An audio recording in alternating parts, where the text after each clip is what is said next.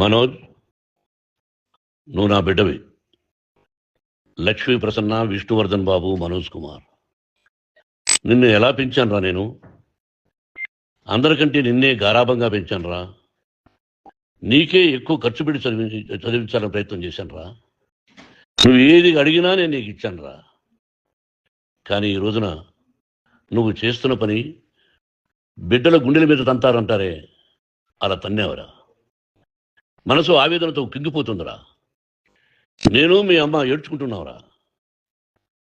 Journalism ఉన్నది లేనిది, లేనిది ఉన్నట్టు రాస్తున్నారా. నువ్వు నన్ను కొట్టడం ఏంట్రా? నా బిడ్డ నన్ను తాకలా. ఇద్దరం ఘర్షణ పడ్డాం కొన్ని కారణాల వల్ల. ప్రతి ఫ్యామిలీలోనూ ఉంటాయిరా ఇవి.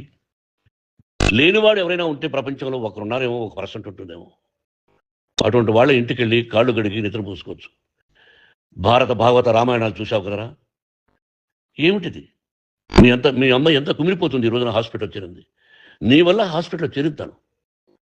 చూడు మనోజ్, నీకు అన్నీ ఇచ్చినా ఈ రోజున నువ్వు నా గుండెల మీద తనడమే కాకుండా అపఖ్యాతి, అపకీర్తి